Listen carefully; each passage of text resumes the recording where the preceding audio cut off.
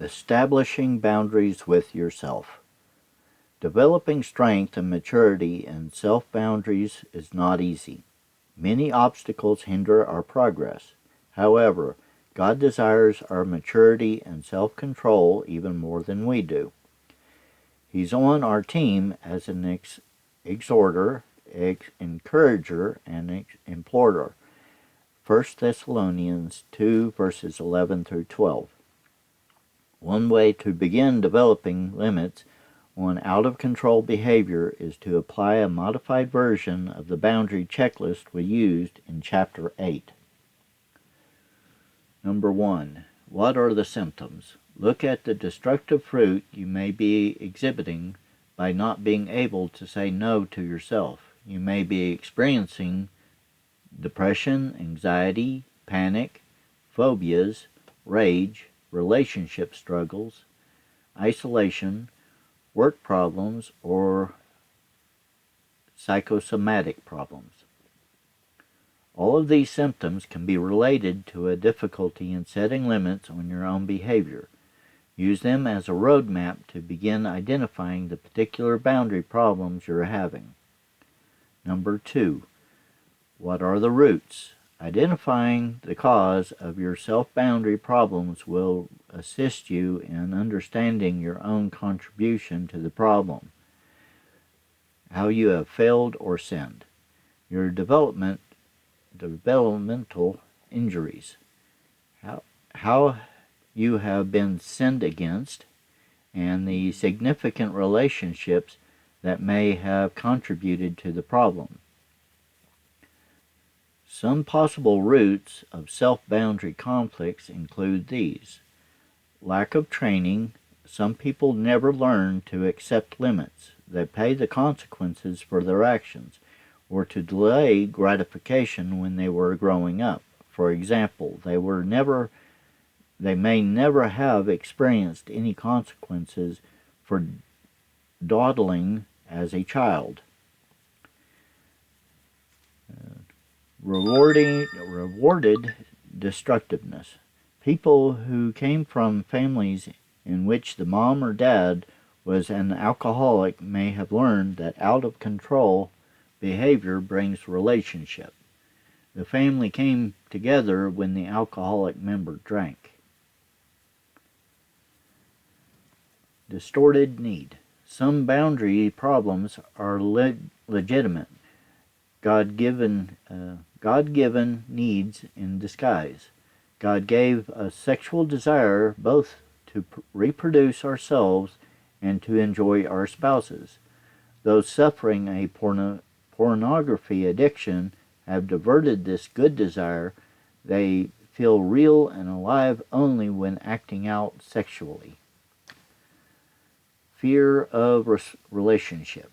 People really want to be loved, but their out-of-control behavior, for example, overeating, overworking, keeping others away, some people use their words to keep other people at bay.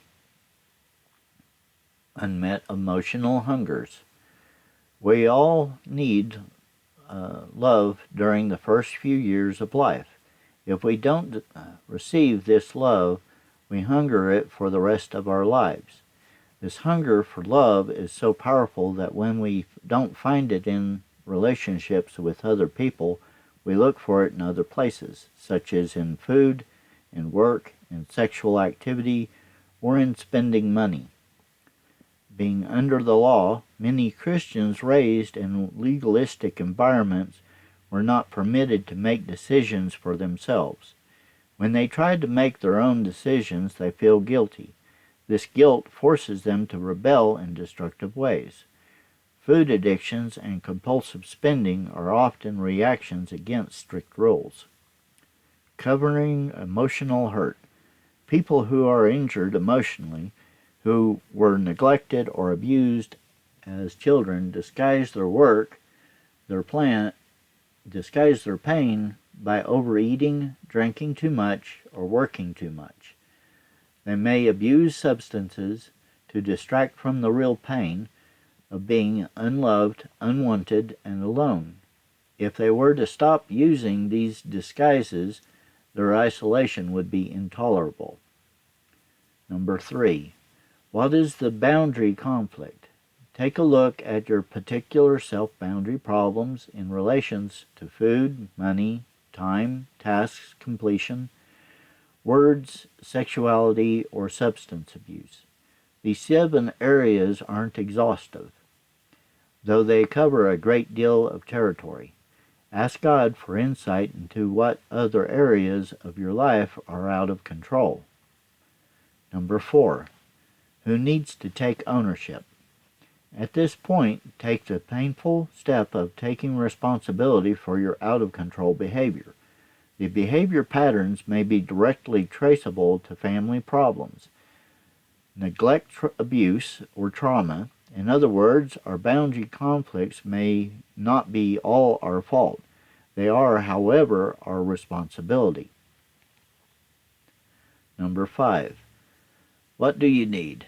It's useless to try to deal with your internal boundary conflicts until you've actually developing safe, trusting, grace, and truth relationships with others. You are severely hampered in gaining either insight into other or control over yourself. When you are disconnected from God's sources, spiritual and emotional fuel, plugged into other people, is often frustrating for do-it-yourself people who would like a how-to manual for solving out-of-control behaviors, just as they would buy to teach themselves piano, plumbing, or golf. They wish to get this boundary-setting business over with quickly. The problem is that many people with self-boundary struggles are also quite isolated from deep relationships. They have no rootedness in God or others. Ephesians 3 verse 17. Thus they have to take what they think are steps backwards to learn to reconnect with others. Connecting with people is a time-consuming, risky, and painful process.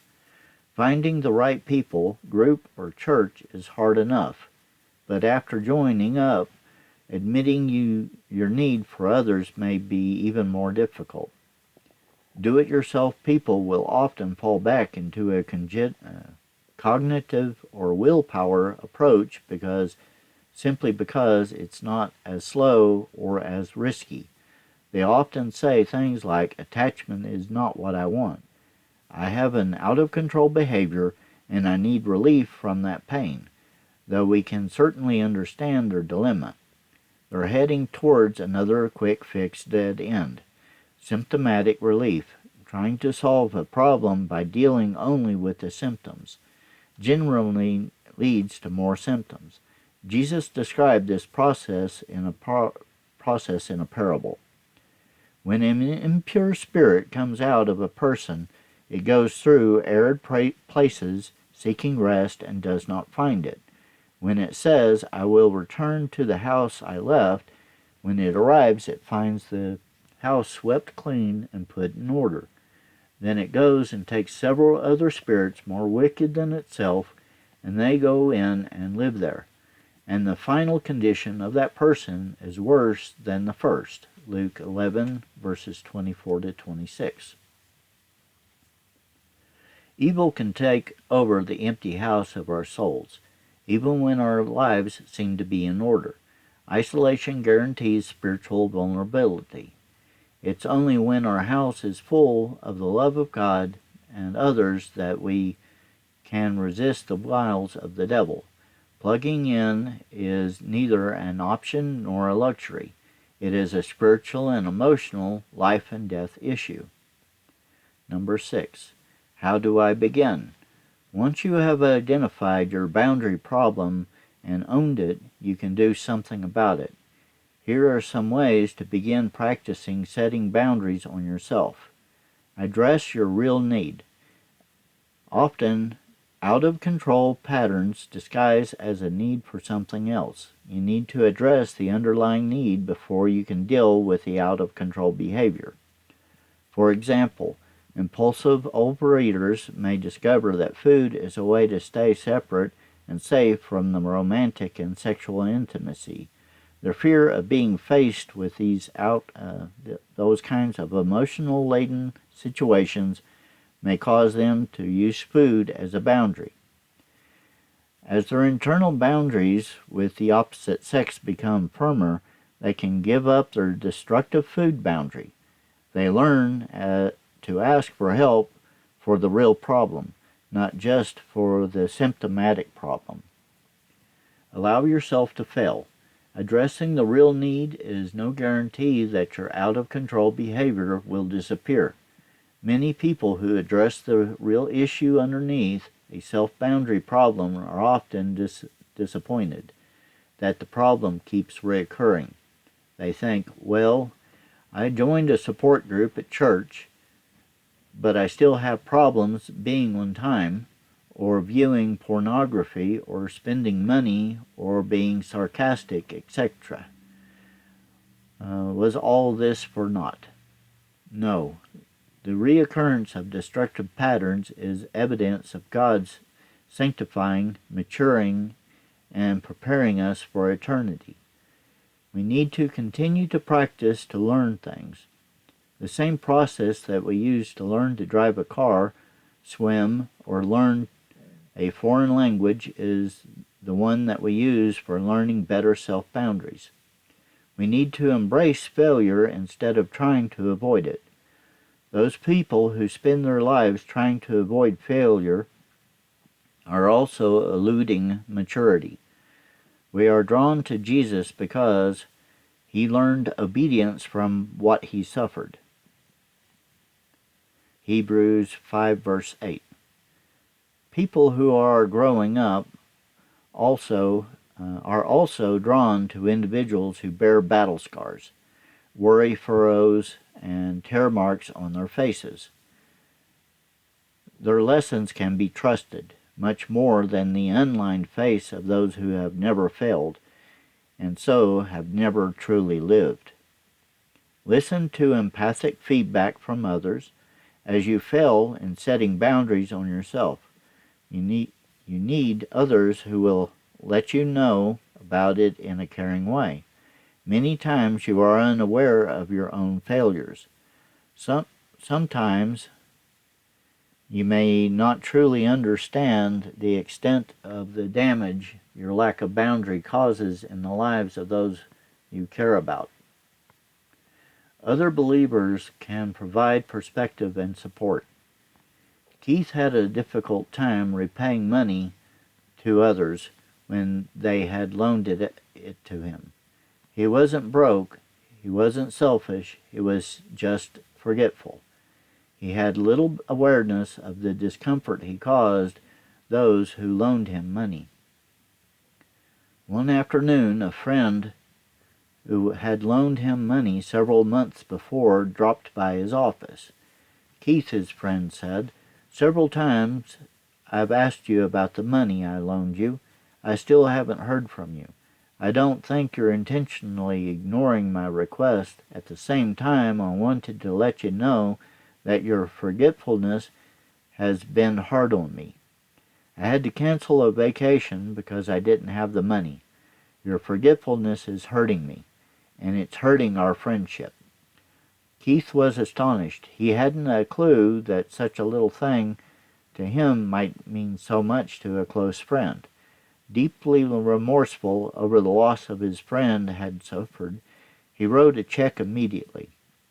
In a non-condemning, non-nagging manner, Keith's friend had helped him become more aware of his self-boundary problem.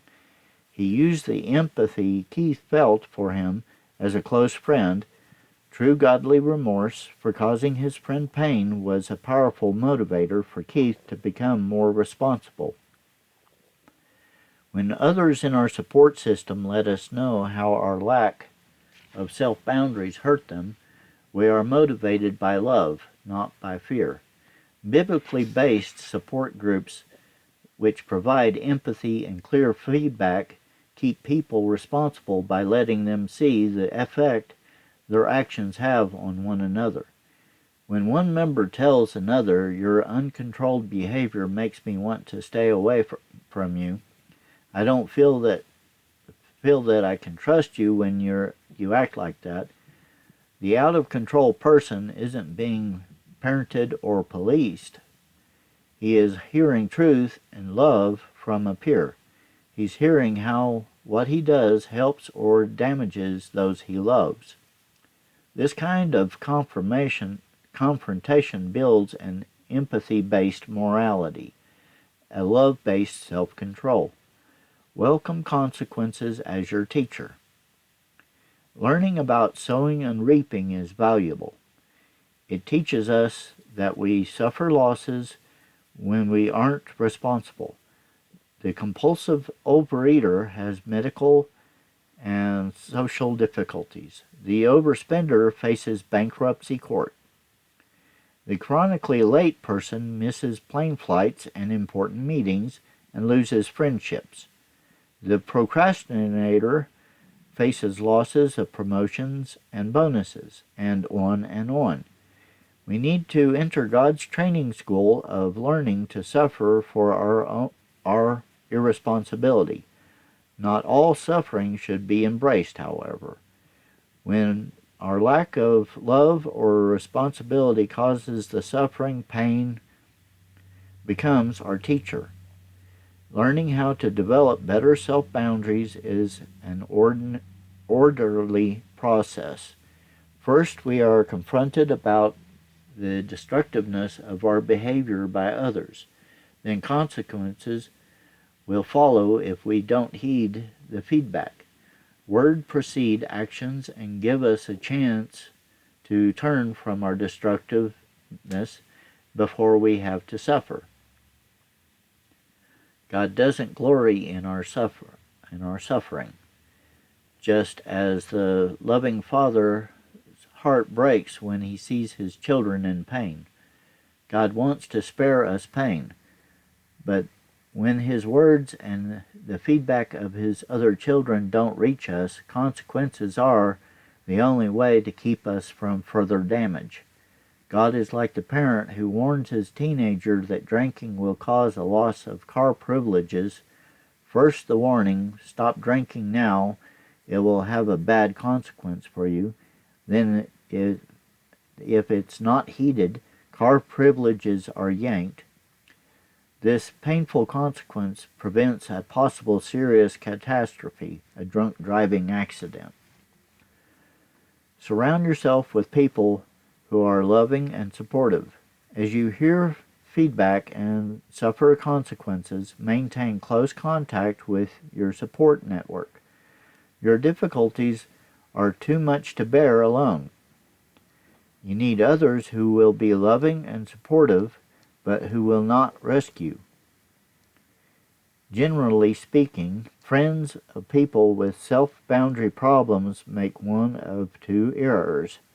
Number one, they become critical and parental.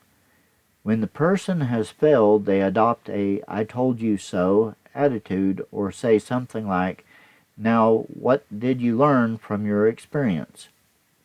This encourages the person to either to look elsewhere for a friend, no one who needs more than two parents, or simply to avoid the criticism instead of learning from the consequences. Brothers and sisters, if someone is caught in a sin, you who live by the Spirit should restore that person gently. Galatians 6 verse 1. Replace this parental position with gentle restoration, understanding, and there but for the grace of God go I. Number 2, they become rescuers. They give in to their impulse and save the person from suffering. They call the boss and tell them their spouse was sick when in fact he or she was intoxicated. They lend more money when they shouldn't. They hold up the entire dinner for the chronic latecomer instead of going ahead with the meal. Rescuing someone is not loving them. God's love lets people experience consequences. Rescuers hope that by once again bailing out the out-of-control person, they will reap a loving, responsible person. They hope to control the other person. It's far better to be empathetic, but at the same time refuse to be a safety net. I'm sorry you lost another job this year, but I won't lend you any more money until you've paid back the other loan. However, I'm available to talk to for support. This approach will show people how serious you are about developing self-boundaries. The sincere searcher will value this approach and will take you up on your offer to support. The manipulator will resent the limits and quickly look for an easier touch somewhere else. This 5-point formula for developing self-boundaries is cynical. That is, as you deal with real needs, fail, get empathetic feedback, suffer consequences, and are restored, you build stronger internal boundaries each time. As you stay with your goals and with the right people, you will build a self-restraint and can truly become part of your character for life.